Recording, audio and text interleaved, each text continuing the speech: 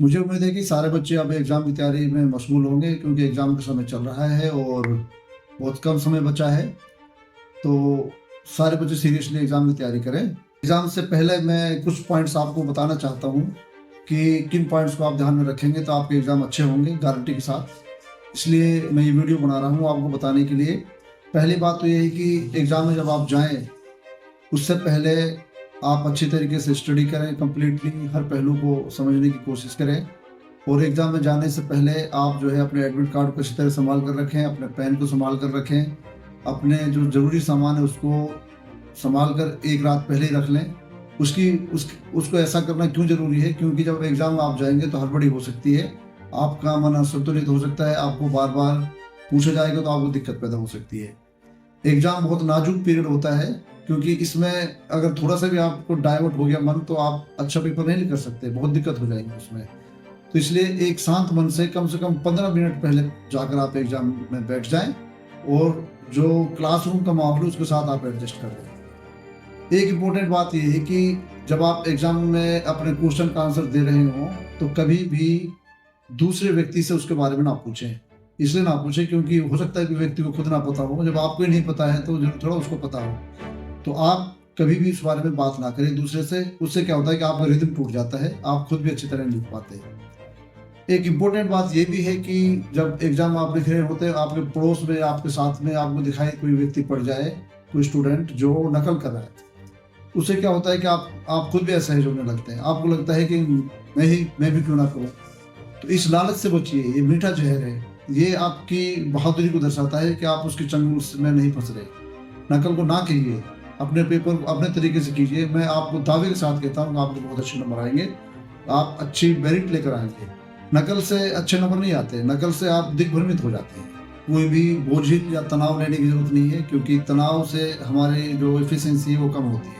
कई बार क्या होता है कि एग्ज़ाम आप जब दे रहे होते हैं तो एग्ज़ाम के क्वेश्चन में जो पूछा गया है, कई बार उसको ना समझकर उसके बारे में अगर आपको जो कुछ भी आता है उसको आप तुरंत लिख कर चले आते हैं।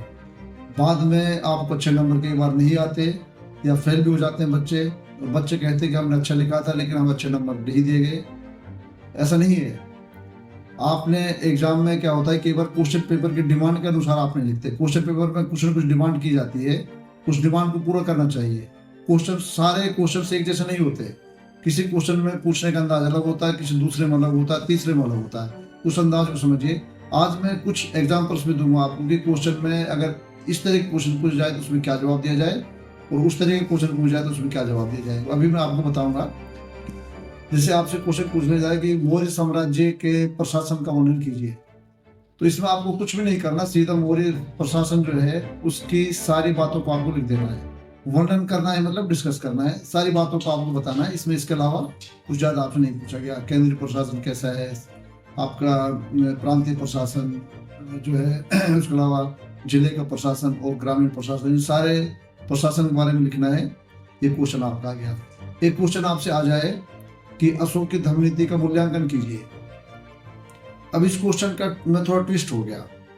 इस क्वेश्चन में आपसे पूछ रहे हैं कि अशोक की धर्म नीति के पक्ष और विपक्ष दोनों पहलुओं के बारे में पूछा गया है।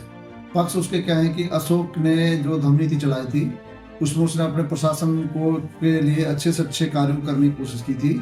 उसने धम्म घोष की नीति को अपनाया था और भैरी घोष की नीति को छोड़ दिया था। मतलब ये हुआ कि उसने अपने साम्राज्य में शिलालेख खुलवाए, उसने शिलालेख के माध्यम से जनता को संबोधित किया। उसने ये बताया कि बड़ों का आदर करना चाहिए, छोटों से प्रेम करना चाहिए, हॉस्पिटल्स बनवाने चाहिए, रोड बनवाने चाहिए, कल्याणकारी करने चाहिए।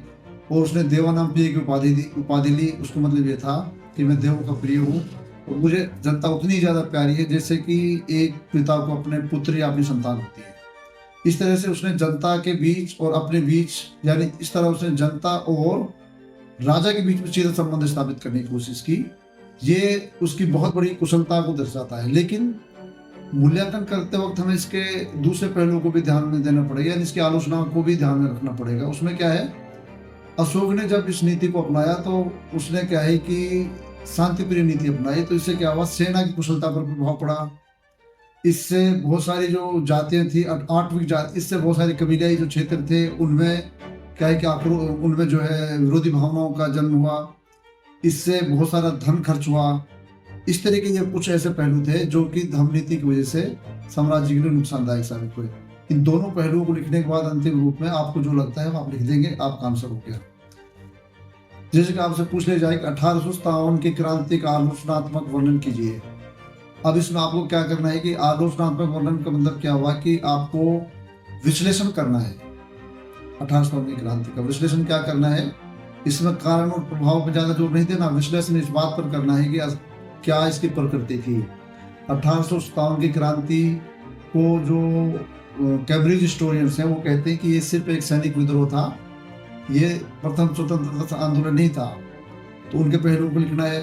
कुछ लोग कहते हैं कि ये बर्बरता और सभ्यता के बीच की लड़ाई थी, उसको भी लिखना है, जैसे होम्स जैसे विद्वान कहते हैं ऐसा। जो साम्यवादी इतिहासकार कहते हैं कि ये उच्च वर्ग और निम्न वर्ग के बीच की एक संघर्ष था। इसके अलावा जो राष्ट्रवादी इतिहासकार है वो कहते हैं कि प्रथम स्वतंत्रता संग्राम था, जैसे वीर सावरकर वगैरह ने कहा है। तो इसके बहुत सारे पहलुओं का हमें दिखाना है। तो उसका मतलब ये हुआ कि आलोचनात्मक वर्णन इसका किया गया है, मतलब आपको पक्ष और विपक्ष दोनों को दिखाना है, उसका विश्लेषण भी करना है। इसका मतलब ये हुआ आपसे कोई एक स्टेटमेंट दे दिया जाए और उस पर कमेंट करने के लिए कहा जाए। इस तरह के क्वेश्चन भी आ सकते हैं आपसे, जैसे कि एक क्वेश्चन आ गया आपसे कि समुद्रगुप्त भारत का नेपोलियन था, इस वक्तव्य के संदर्भ में अपने विचार प्रस्तुत कीजिए। इसका मतलब ये हुआ कि आपको कमेंट करना है, इस वक्तव्य के संदर्भ में आपको पूरा क्वेश्चन का आंसर देना है। यानी जिस तरह नेपोलियन ने विश्व पर विजय प्राप्त की थी, उसी तरीके से क्या समुद्रगुप्त ऐसा कर पाया, इन पहलुओं को ध्यान में रखकर आपको आंसर देना है। इस तरह के क्वेश्चन भी आपके आ सकते हैं। आपसे क्वेश्चन ये भी आ सकता है कि विश्लेषण कीजिए, जैसे कि कोई क्वेश्चन आ जाए कि मुगल काल के पतन के कारणों का विश्लेषण कीजिए। इसमें मुगल काल के जो पतन के कारण थे उनको सबको लिख देना, आपको उनका विश्लेषण करना है, यानी उनको खोल कर लिखना है, उनके हर पॉइंट को बहुत एलिब्रेट करके लिखना है। जैसे कि एक दो पॉइंट मैं आपको बता देता हूँ, जैसे कि औरंगजेब की धार्मिक नीति जो है, उत्तराधिकारियों का अयोग्य होना, जो है दरबार में षड्यंत्रों का होना, औरंगजेब की दक्षिण नीति, इस तरह के बहुत सारे कारण थे जिनकी वजह से मुगल काल का पतन हुआ। उनका विश्लेषण करना, आपको उनको बहुत बड़े परिप्रेक्ष्य में आपको हर बात को खोल खोल कर लिखना है, उसका मतलब होता है विश्लेषण करना। इस तरह से आपसे जो क्वेश्चन आते हैं थोड़ा सा उनको समझेंगे आप, और उस डायरेक्शन में अगर आपने थोड़ा भी लिख दिया तो आपको इतने नंबर आएंगे कि आप उनको संभाल नहीं पाएंगे, बहुत ज़्यादा नंबर आएंगे। तो बच्चे क्या करते हैं कि क्वेश्चंस को हल करते समय उनको बस एक बार क्वेश्चन पे पता लग जाए, उसमें जो कुछ ज़्यादा समझ लिख देते हैं, उस क्वेश्चन का वो सीधा अर्थ नहीं हुआ। क्वेश्चन की डिमांड के अनुसार आपको आंसर देना चाहिए। मैंने ये सारे पॉइंट्स अपनी क्लास में डिस्कस किए हैं। बहुत सारे बच्चों को नहीं पता है, जिनके पास टीचर नहीं है या उनको भी समय नहीं मिला इस तरीके से समझने का। तो मैं सारे बच्चों को ये बताना चाहता हूँ कि क्वेश्चन पेपर को अच्छी तरह अटेम्प्ट करें, शांति के साथ एग्जाम देने जाएं, और टाइम मैनेजमेंट आपका बहुत महत्वपूर्ण है। टाइम मैनेजमेंट आपका इस तरह का होना चाहिए कि क्वेश्चन पेपर का आंसर सटीक देते हुए आप एक बार उसको पढ़ लें, और उस पढ़ने के दौरान आप अपनी जो गलतियां हैं, कोई स्पेलिंग मिस्टेक है या मात्रा की कोई गलती है, उसको आप सही कर लें, तब आपके अच्छे नंबर आएंगे। मुझे उम्मीद है कि स्टूडेंट्स इस वीडियो से लाभ उठाएंगे और इसको अपने जो शैली है अपनी पढ़ने की, उसमें शामिल करेंगे। धन्यवाद।